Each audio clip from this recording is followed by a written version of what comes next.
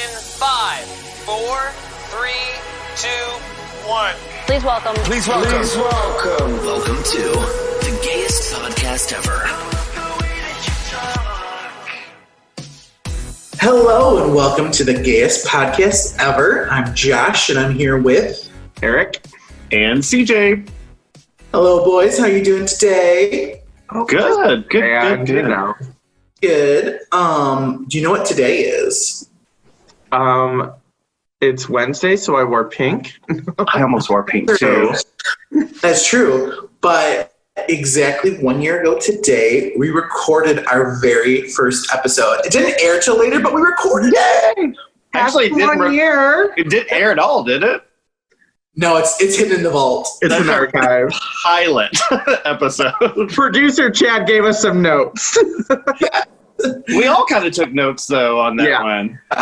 You learned a lot about yourself recording a podcast. Well, cheers, boys. Happy 1 year. Cheers. Yay. No one else I'd rather do a podcast with. 1 year, we're queer, get used to it. Yeah. But other than that, are you boys staying cool? It's record.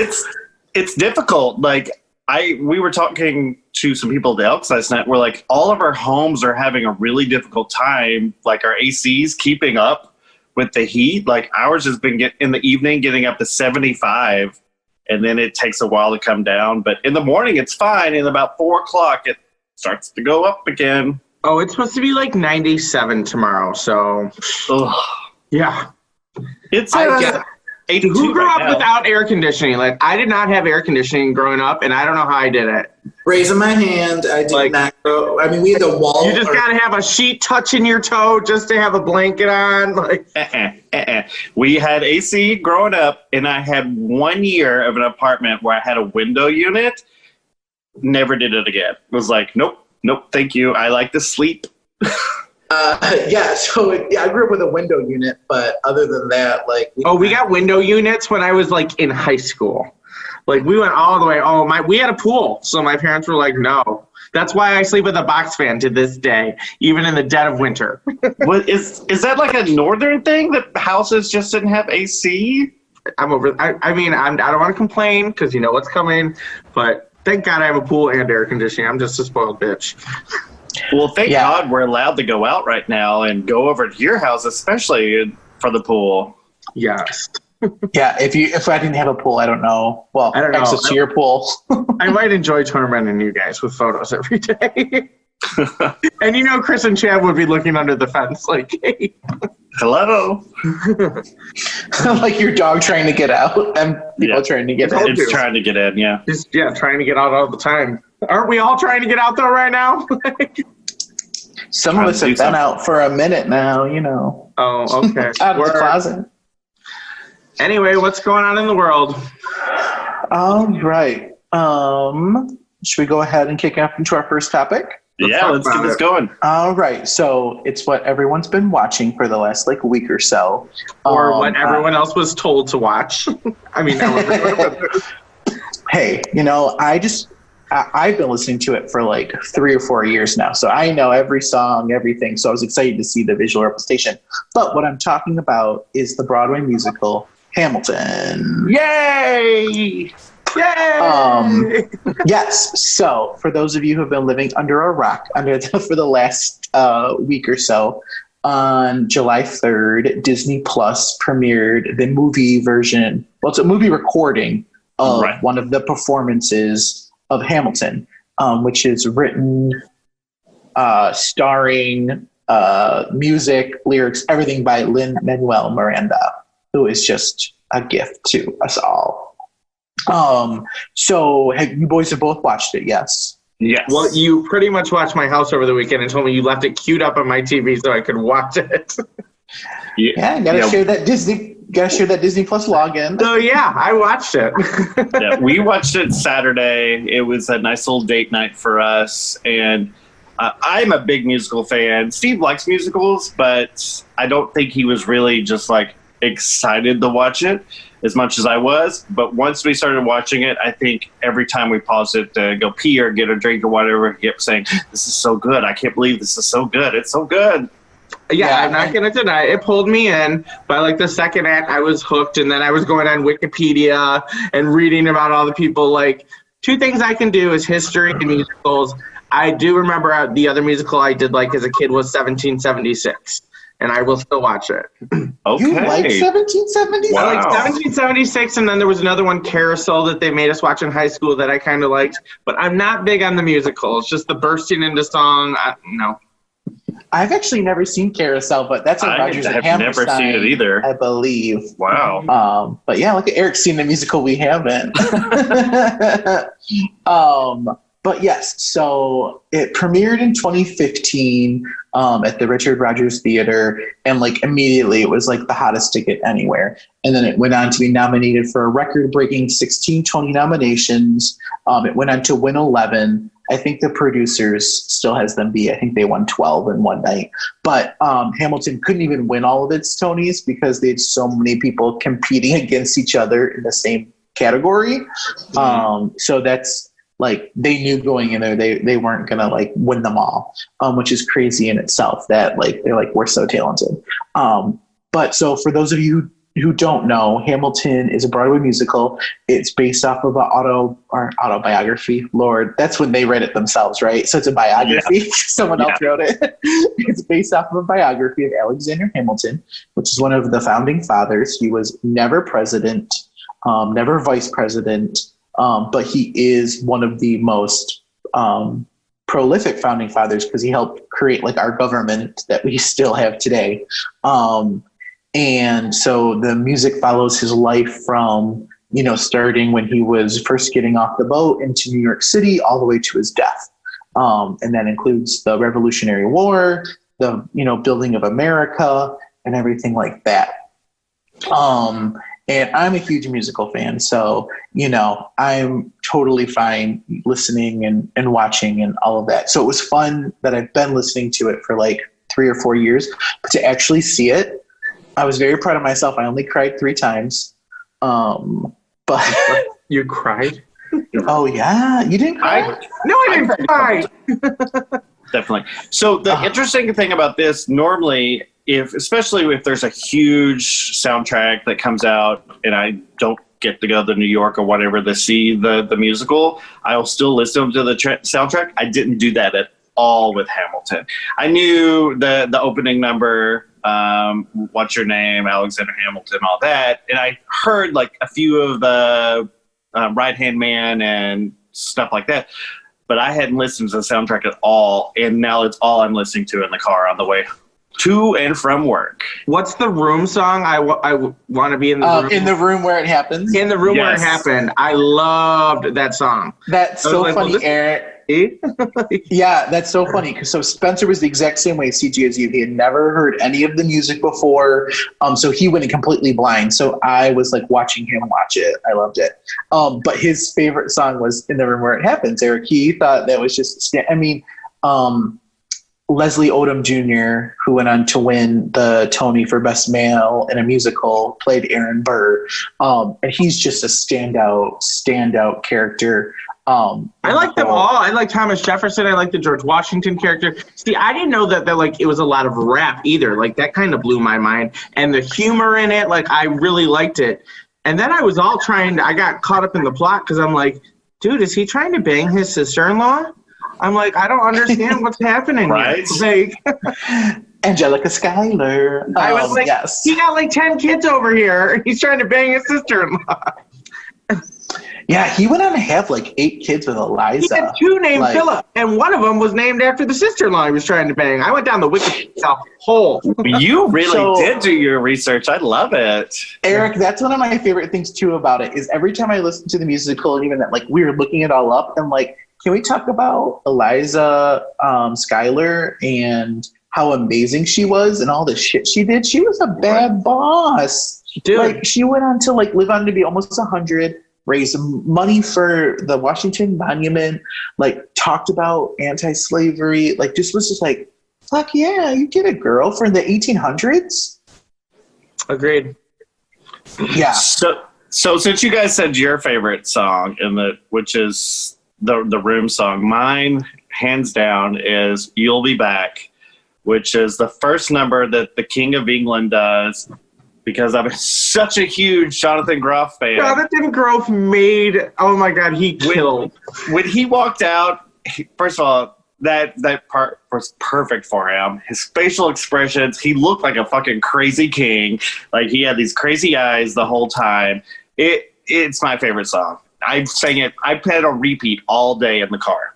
Oh, I was like, in the house? That must be fun for Steve. Like, no, in the car. No. Yeah. Spencer's favorite song is In the Room Where It Happens. Mine is Satisfied by Angelica. Yeah. Like, the whole thing, how they do it in reverse and how many words she can get out so fast. I'm like, you'll never be satisfied. Like, yes, bitch, yes. So can we talk about that scene for a moment? The whole reverse scene and how just so brilliant and genius and unexpected. Like, we literally stopped, rewound, and watched it again because we were in such an awe of, like, the dancers were doing everything backwards, all the great, like, yeah, and you can literally watch it forwards and backwards, and they do everything just so perfectly. So it moves forward during the song Helpless by her sister Eliza, and then it moves backwards for Angelica during Satisfied. It's the set design. The circle in the middle of the stage, like throwing around like a lazy Susan or whatever you want to call it. It's essentially a lazy Susan. I was like, it's great. Like, what a way to tell a story. Like, yeah, for such a minimal set, they were able to do so many scenes. It was just, I understand why it won all the Tonys and why it's like literally helped relaunch Broadway, because it made something that, you know, musicals can be kind of staunchy and older. It made it fresh and young and hip. And we have to talk about how Lin-Manuel Miranda casted all people of color in all the main roles. And like, you didn't even really I was never like, oh, like that can't be George Washington. Like, they are so good in the roles. You just go along with it. It was amazing.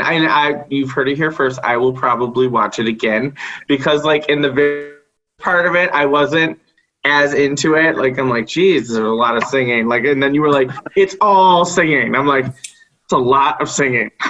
Well, and the other thing, if people who have no idea about the music, no idea how it is, the first two songs, Lin-Manuel Miranda gets so many lyrics in so many minutes. It's insane. Like, how they memorized all those lyrics is just a testament to how great performers they are. We kept saying that too, like, God, that's a lot of lyric just right there in a short time span. Like, it's amazing that they were able to do that and like rap it. Like, that's crazy.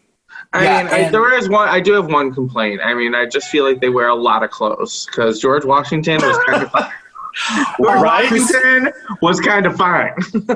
Christopher Jackson, who played George Washington, is like, I think, just a delicious I was man. Like, okay. I'll be your general. I'll be your right-hand man any day. Yes.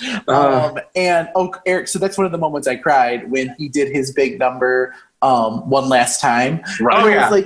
And so it's the 3rd of July, and I'm like, you know, sitting there watching it, and it's literally like just dawning on me that like, oh my God, like if this man 300 years ago wouldn't have been like, you know what, after 2 terms, we should just step away. Would we still have like presidents? Would we be a monarchy again? Like, he's the OG. Well, it kind of made me think we're like presidents, like the celebrities of like the 1800s. Little bit. The scandals. Like, now celebrities are presidents in the 21st century. It's just the world is up. Just like Hamilton, the world is upside down. Because now there's that rumor Kanye's running, and me and Josh had joked earlier, like, yes, maybe not the best choice for president. I was like, but Kim Kardashian would make one hell of a first lady. I can't get behind this. No. I don't even think he has the paperwork filed. Like, just because you announce it on Twitter, like, does not make a president you. So, what was your favorite part? What was your favorite part, DJ? My favorite part, oh gosh. I mean, I love the whole rewind scene. I thought that was great. I love that, and I ended up reading about this later, how there was one character who pretty much portrayed death in the whole thing. The bullet? Yeah, so she literally like carried the bullet, but also if you look further into it, she actually like shook hands with the red coat before he was shot, or not the red coat, but the other guy before he was shot by the red coat. Like, she was present for every death, and she like touched or did something. It was just such a little simple thing that you didn't really catch when you watched it, but if you read through it, it's all amazing. And that's a testament to the choreographer, because I was reading an article with the girl who portrayed the bullet, and she said during workshop that was just something they came up with. They're like, I want you to stand here, I want you to do this, and then it became this thing. And right. I mean, I've watched it 3 times. I'm not gonna lie. I was at my sister-in-law's yesterday for my nephew's birthday, and one of my brother's best friend and his wife, their kids are best friends. They're always over there. And Mandra was telling me about it, and she's like, we literally already watched it twice. She goes, and Matt, who doesn't like musicals at all, like, has watched it twice. She's like, and my kids just walk around singing it all day. I'm like, okay. And then as soon as I saw you were watching it the other day when we were in our little group text, and then CJ posted on Facebook he was watching it with Steve, I was like, well, one of them's going to pick it as their topic. I was going to do it if Josh didn't. Yeah, I was like, okay, this has got to happen. I'm like, I'm watching a musical in the next 2 days. Yeah, I love it so much, and I think it's so amazing. And it took him like 5 or 6 years to write. He started in 2009, which is insane that it took him like 5 to 6 years to get it on Broadway. Because he said the one, I think, Not Gonna Throw Away My Shot, took him a year to write, a whole year to write that song. Insane. He's such a talented man. Great history lesson too. Like, how many people now are going to watch this and then get interested in it and do exactly what you did, Eric? They're going to go through that Wikipedia rabbit hole, and they're just going to learn all this new knowledge. But it's so sad because, like, I learned all this in school, and I'm like, why don't I remember any of this? That's the thing about a good education. Like, you can't just open a book and say, all right, Alexander Hamilton did this.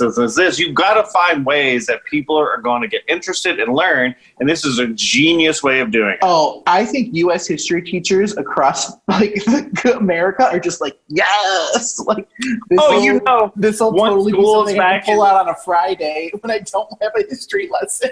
Yeah, once school's back in session and people are actually in classes, the teachers are going to wheel in that TV, put on Disney Plus, and there's Hamilton. Hey, this is you can tell that we're dating ourselves because we say wheel in the TV. Rolled. And I think all these kids probably have flat screen. Like, right. They probably all have iPads. Like, right. And we're like wheeling that cart like back in. When you walked in after lunch and you saw that TV, though, it made your whole afternoon. You're like, woo, watching a movie. And nothing was the worst that when you walked in and you got so excited, and then the teacher's like, "Oh, this was for my AP class." And then rolled it out. No! You cut me, Karen. Yeah. But yeah, so I just think, if you haven't watched it and you need a Disney Plus login, maybe slide into my DMs. Maybe if you're lucky enough, I'll share it with you, because I think everyone should watch it. I think everyone should see it.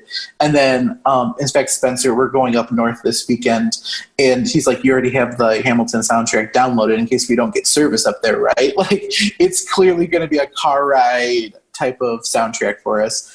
Because it's just it's so catchy, it's so good, it's so smart, it's so clever. I can't say enough of good things about it. Yeah. So I can't wait till once we get back to normal life, and then we can start having like touring shows again. So I would love to go downtown and see like the touring version of it. Well, and they're constantly, how certain cities always have like Wicked and stuff like that. I think like LA always has a Wicked. Chicago always has a Hamilton theater. Right. So I think we need a little trip to the Windy City, and don't threaten me with a good time. Right? Yeah. Not gonna throw away my shot. Let's go. Yeah. So I'm not sitting by the two of you in the audience. No. I'm really good at not seeing. I'm going to be way on the other side of the theater. I don't want to distract anyone else with my I'll be in the private balcony right by the stage.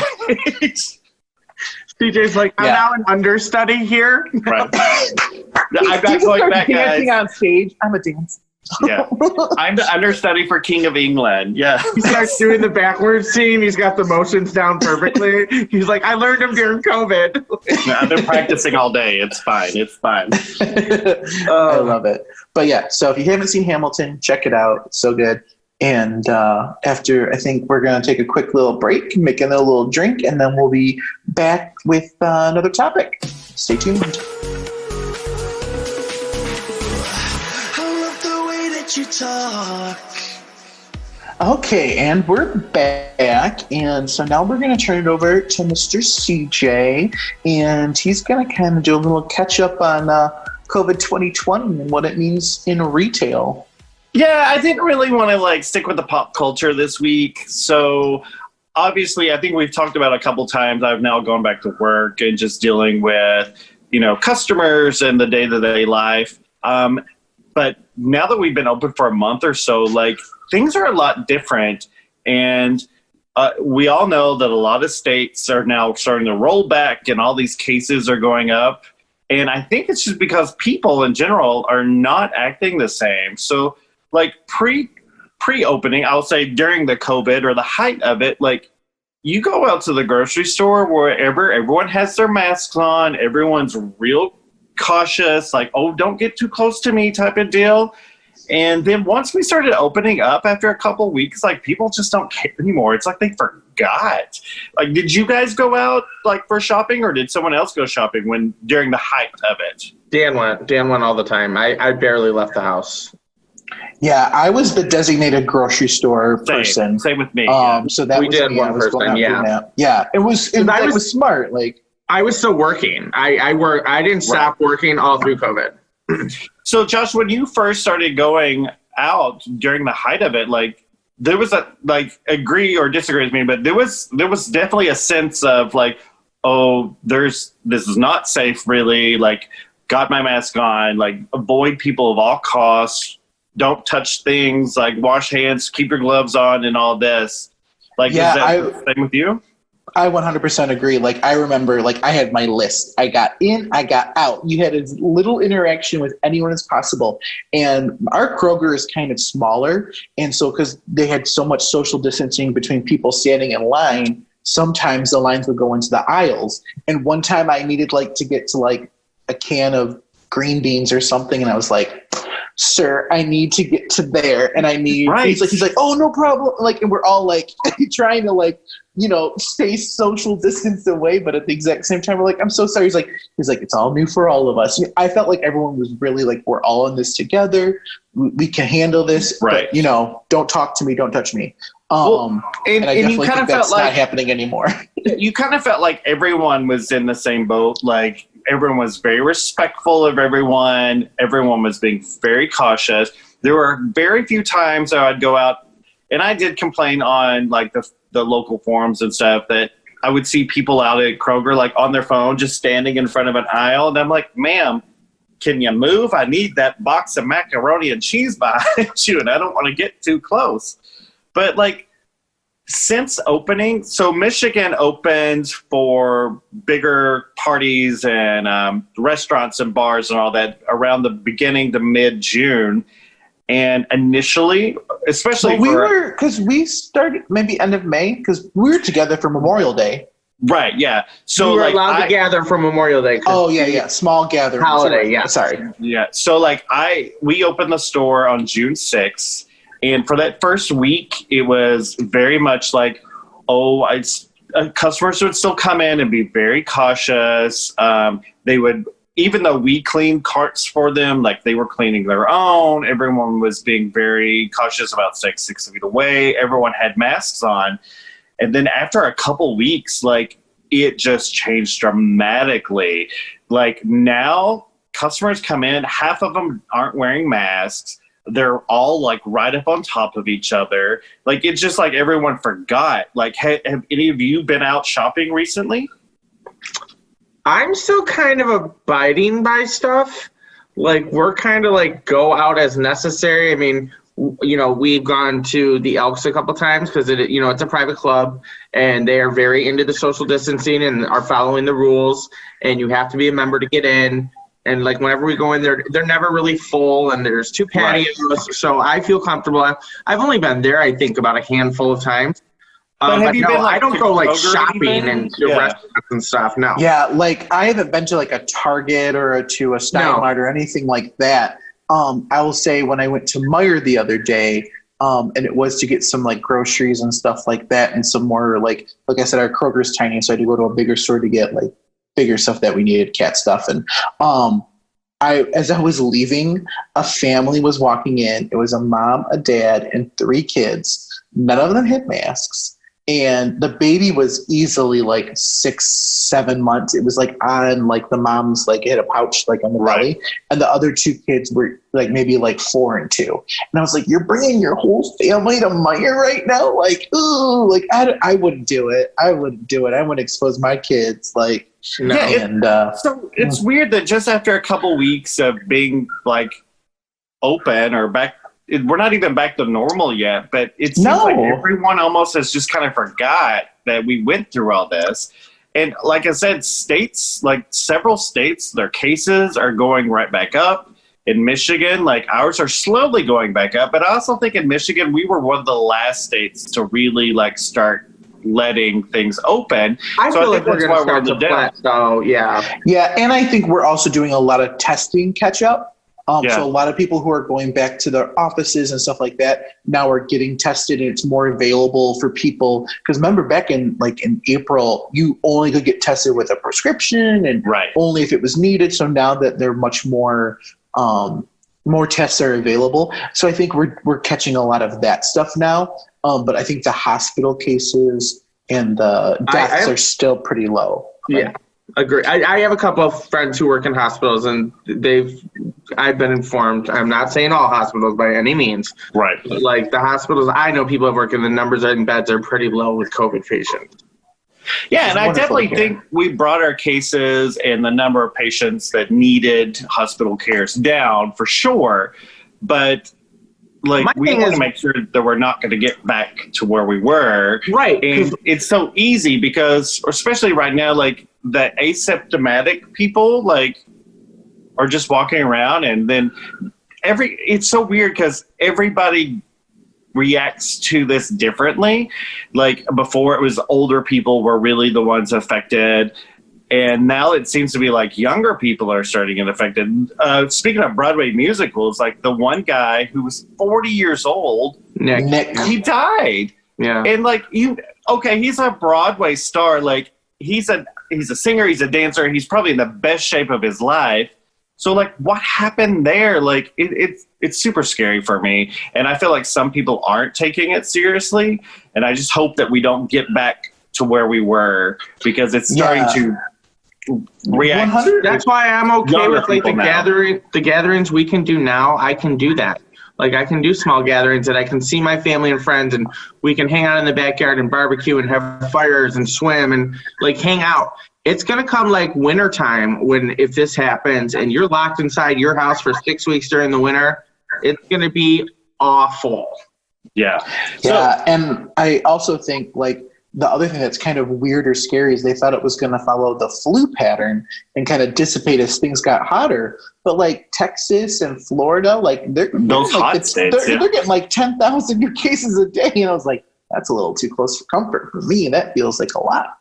So now the big thing is like, especially every day when I log on Facebook, it seems like there's another video of a quote unquote Karen who is throwing a fit in a Lowe's and a Meijer and a Target and a grocery store because someone's asked her to put her mask on, and by God, we're not taking her rights away. And she's going to throw all the meat in the floor. She's going to throw something in the floor. Like, what is wrong with people? I blame Josh for this because he turned me onto this Karen's Unhinged. Karen's Unhinged. Uncensored and like on Instagram, and now I can't stop. Sometimes it makes me uncomfortable because I'm like, it really makes me sad that there are people that have that much hate in their heart that are out there in the world that have just that much hate or animosity towards a complete stranger. Like there's definitely been strangers I've seen. I was like, man, you're a dick, or like you're probably not a nice person. But they're destroying their lives. Like they're literally on social media. Like people are getting fired from their jobs. Like how easy do you think it's going to be to Google your name and figure this out about you? Like you're probably never getting a job. So now you're affecting your mortgage and your family's food. Like, come on. First of all, don't be throwing those steaks and chickens in the floor, Karen, because that is good meat, and it makes me sad. Well, and have you guys heard most recently, I think it was California, they have a new act that the California House is trying to get through. It's called the Karen Act, but it's it's the Karen Act, but it's I love it. Caren. And it literally, if you call in like not false police reports, but not emergency police reports, Yes. then you can get in trouble and you can get fined and you can because it's all these Karens that are in California that are calling in and be like, this lemonade stand doesn't have a permit and I want 8-year-old Tyler to go to jail. And he's just calling 911. Yeah. Like, bitch, there's 1,000 other things that these police officers have to do. You trying to take down Tyler's lemonade stand ain't one of them. Or that's very in line with the Black Lives Matter thing. Like the Karen's calling in there's a suspicious person over here walking around in the park. Well, bitch, it's a park. First of all, people can walk around in the park. When did it become illegal to walk down the streets? Because I'm pretty sure that's what we did as teenagers. We went and walked down the streets and walked around malls. Now you can't be anywhere. Everyone's like, what's your business here? I'm like, the fuck's your business here? Yeah, no, absolutely. Everyone just stay in your lane. Right. Unless you see something bad happening, then yes, call 911. But you gotta, this is not Minority Report. You're not going to predict that a crime's about to happen, okay? Right. Sit down. But yeah, I just don't get that. So the last thing I want to talk about with the whole COVID thing is, because I know we've all done it now, because we've all done it together, but restaurants and bars. What have we all done together? Oh my God. So what are y'all's thoughts about going to restaurants and bars? Nell in Michigan, you can't be inside a bar. She kind of walked it back a little bit because our cases were getting so high. But did you guys feel comfortable? We've all been out to brunch together. Tell me your thoughts on that. That is the one restaurant I've been to, and then I've been to the Elks. I've been to that restaurant and that bar. That is it, and I feel like we're both practicing the rules, so I felt comfortable being there. Yeah, no, me and Spencer went to one restaurant and we sat on the patio, and then the only other restaurant that we've been to was the brunch that we did, and they were so wonderful. They took reservations, so they had a finite number of people allowed in at that time. They were turning people away who were like, "You have empty tables." They're like, we are forgetting. No, we did go out to the Mexican restaurant altogether. Oh, we did, but that was also we were all very separated, and there were masks, and yes, they felt. Yep, reservations for that too. They actually closed down their doors before, they went into this whole you can't be inside. And because are you still allowed to eat in restaurants inside? Yes, you are. You have to serve I think 70% of your net revenue has to come from food sales. But it's that way bars are shut down, but restaurants you can still dine in. But yeah, your friends that own that Mexican restaurant that we went to, and they were doing all the right things. Everyone had masks on. They were doing it properly to wait outside. When your table's ready, they brought you inside and set you down.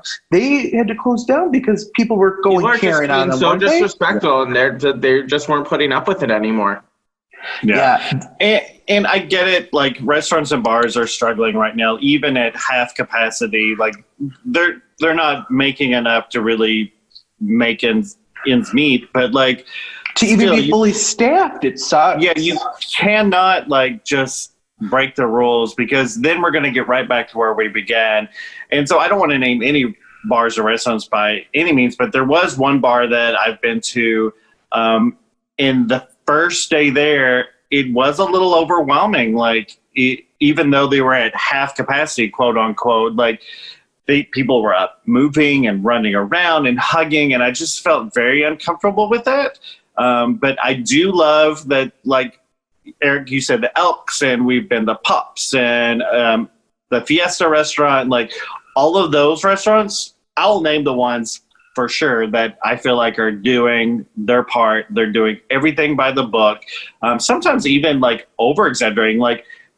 Pops took your temperature when you went in the door. I mean, I appreciate that as a consumer, that you're taking those extra steps. Yeah, and so this is the stuff that it made me want to come back. It made me want to give you my business. Right. When we went to go out to the Mexican Fiesta restaurant, Josh was inside, and I know the family there. I've known them for years, and I knew the guy standing at the door who was checking. He was like, "Can you just go in and confirm that your table is there? Everyone else needs to wait outside." when you guys are ready to go in, then you guys can go in. You confirm your table sitting down in here. And I was like, okay, like, listen, I'm not pulling Trump. Like, I know you. I know this restaurant. Like, I wore my mask. Just follow the rules.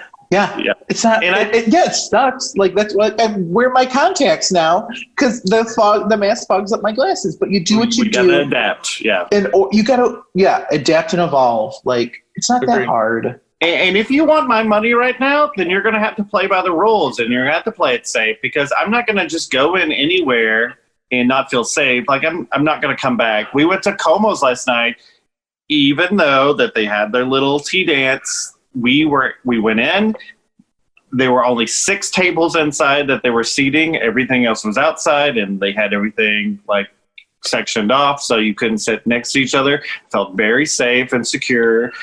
They were very nice. Everyone was wearing gloves and masks, and they cleaned everything. They had paper on the table so they could take it away. And to be fair to Como's, when they first did that one event, they had all their social distancing practices in place. It was some of the patrons that weren't following the rules.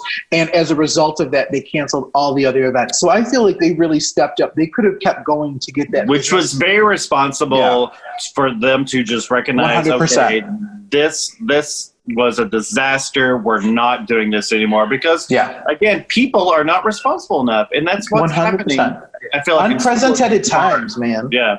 DJ, can I ask your opinion on one thing? So there was something on one of the forums today, and it's an owner of a restaurant in Ferndale. I guess I know who you're talking about. Yeah. Yep. Okay. And he had posted something about the other day about, closing down 9 Mile so that restaurants could expand into 9 Mile to keep their businesses open. And then I guess a lot of retail stores were like, you're ruining the foot traffic and stuff. And there was this whole debate going on. Oh, so no, I would love that because that would draw more people. And in my opinion, as a business manager, that would allow more foot traffic. I would feel like. You think it would be helpful? Because people were like, without a doubt, yeah. Because right now, first of all, that particular section of 9 Mile, I hate driving down that. I would rather cut around and go another way because somebody's always trying to park in one of those parking spots and it just pulls it back and the light at the end. Open all that up, allow people to set out in the street. More people are going to congregate, and then they're going to be able to pop in your store. Maybe they've got to wait for their table to be available. Oh, I'm just going to hop in this store and maybe do a little shopping. To me, that's better. I think it all goes back. We have to adapt at this point. Life is different. We have to adapt. Yeah, and I think the state of Michigan recently passed an order that you could designate spaces for drinking and for food and stuff like that, outside spaces, because we know it's safer. Yeah. And just to the wine bar that I used to work at, Michigan by the Bottle, out in Auburn Hills, they now have the wine shop, and they also have Blue Skies Brewery, both in downtown Auburn Hills. And downtown Auburn Hills has been so wonderful that they took this giant space and they opened it up and they put picnic tables and a green space, and now you can literally take your bottles and your beers to go sit outside. So if it makes you feel more comfortable, go do that. But at the same time, you're supporting local businesses. Right. Because they're the ones that have to get through this. These mom and pop shops, they have to survive. The chains can rely on something, but it's the local people. And they're doing it right. And they're making people wear the mask. They're sanitizing. They're only allowing so many people in. So you just got to be safe and smart about it.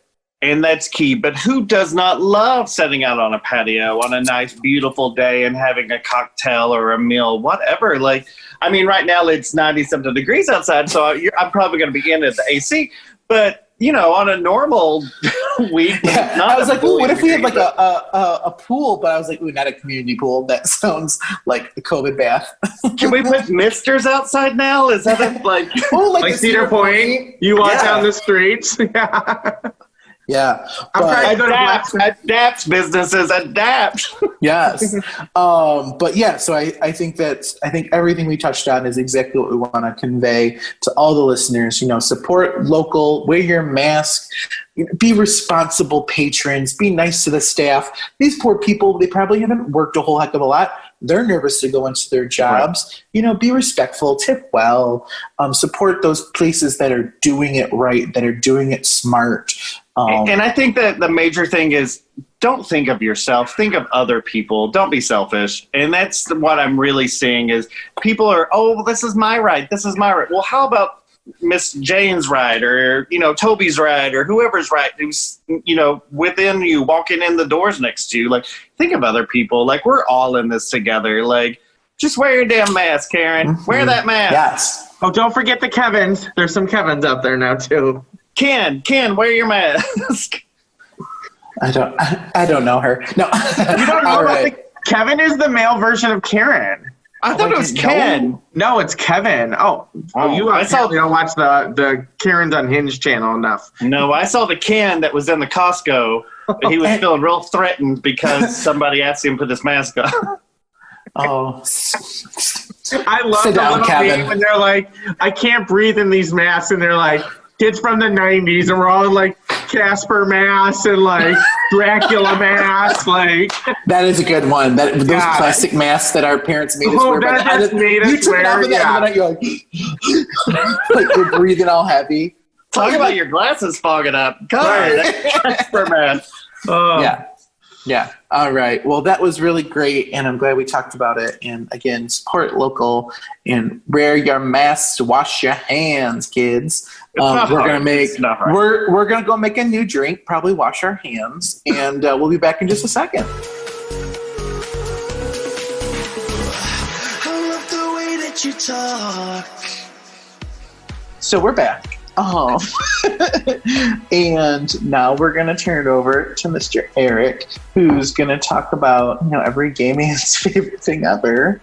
Celebrity romances. Duh. Bromance? Yes. Bromance. So I was looking around today, and I was just thinking about all these celebrity friends that it's just not fair, like how hot, like they just travel in packs.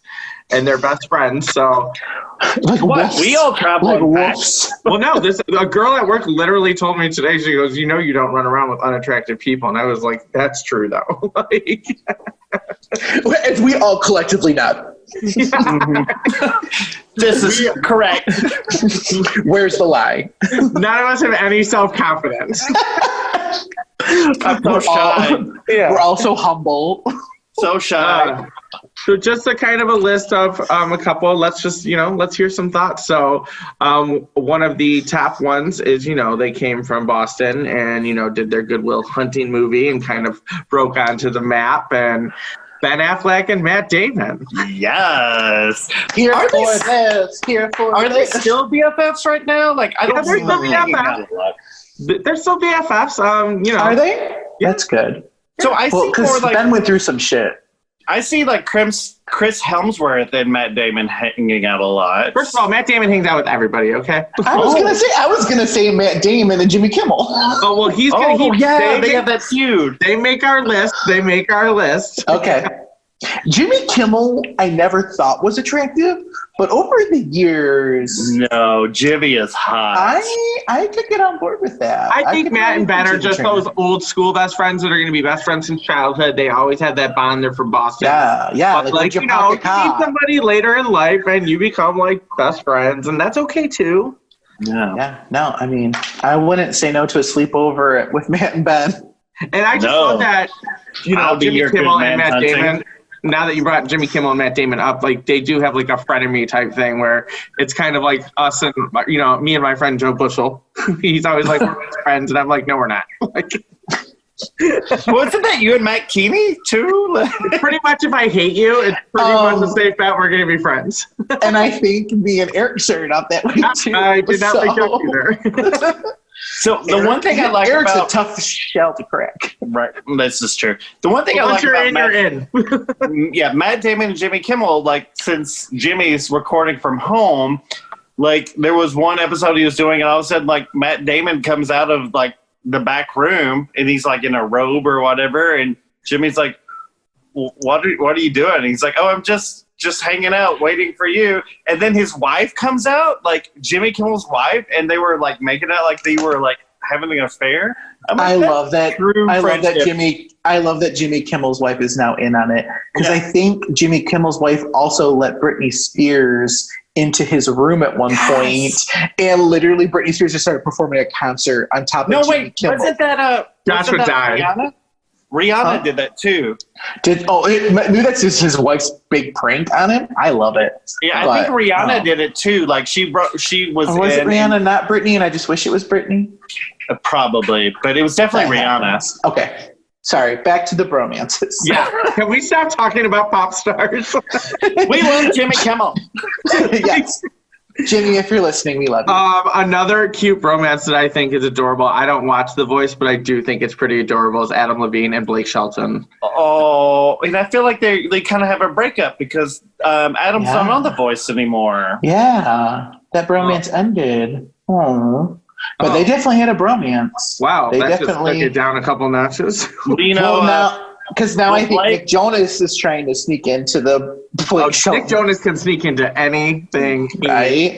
This is 100% correct. Yeah. But Blake also kind of had a little bit of a more than a bromance with his other Voice co-star Gwen, and now they're going to be like Gwen Stefani.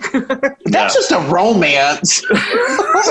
We don't have to make up a new term for that one. I feel like Kelly on that show is bromance with everybody. Like, she just wants to be everyone's friend. Oh, my God. Maybe that's what happened with her and Brandon. Oh, no, don't start those rumors. Like Shelton broke up another marriage? Oh, great. No. Bring the facts. Oh, my gosh. You know who does give Jimmy Kimmel and Matt Damon a run for their money is Justin Timberlake and Jimmy Fallon. Yes. Their romance is adorable. And that's been going on for years. Oh, my God. Saturday Night Live. It's like Dick in a Box on Saturday Night Live. So did you ever see that was Andy Samberg. That was a Jimmy Fallon. Oh. Did you see the No, they remade it. Justin and Jimmy Fallon did it. Yeah, they remade it. It was for it wasn't the original. Special. Oh, my God. Sorry, I don't remember the original episode of Saturday Night Live. So, anyways, they did a camp scene.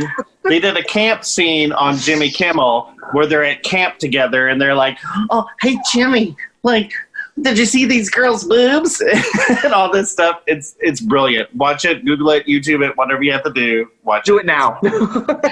Leave and do it now. Like a classic fine wine, there's always George Clooney and Brad Pitt. Oh, that is was that the original bromance? I mean, it doesn't even care what age you are. They are like a fine wine. I mean, at any day, I would love to hang out with them. Yeah, because they did the Ocean's 11 to get. I think that's where it started, right? Yeah. Yeah. And Matt Damon's in there, too. Yeah, poor Ben Affleck got left out of that, but his brother Casey made it. She's been shunned. We don't talk about Casey. I forgot about Casey.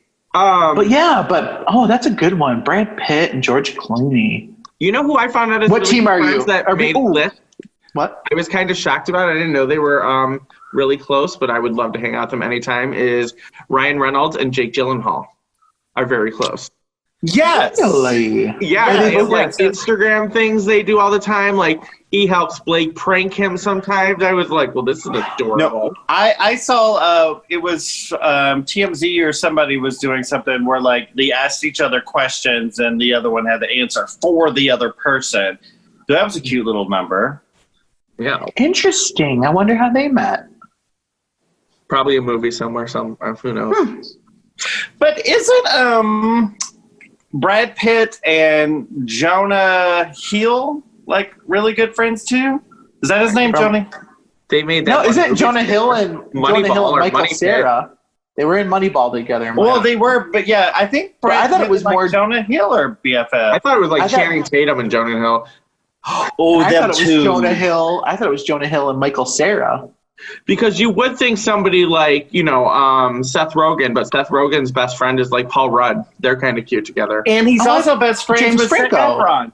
Yeah, and James Franco, right? And James Franco. James Franco's best friends with everybody. Well, yeah, he's always passing a doobie around. I'd be friends with him too. Speaking of doobies, tell me you wouldn't want to hang out with Woody Harrelson and Matthew McConaughey. No, all day, every day. That would be that just seems like they're getting stoned, naked, playing the bongos. Hallelujah. I don't think there's anything I wouldn't do with Matthew McConaughey. You cannot wear a mask and sit within 6 feet from me. Yeah. If you're looking out for a classic night out, you can always go out with Tobey Maguire and Leonardo DiCaprio. They've been best friends since they were 12. You know, I would pass, I think. You'd pass on Leo? I would pass on Leo and Toby. I'd pass on Same. Toby. Yeah. Thank you. Next. And then the only other person I have on my list is Dwayne Johnson and Kevin Hart. They've done both Jumanjis together. I think they're really Yes. funny. They really are like that's BFF. cute. Yeah. Isn't that like the big and tall and small? Yeah. I'm sure he loves that. And to take it back to our girl Kelly, Kevin Hart was supposed to be her first interview, and then he was in an accident or got sick, and then The Rock stepped in for him. So that Yeah, was Kevin Hart literally called his bromance. Well, we know The Rock isn't best friends with Vin Diesel. No, that's not good there.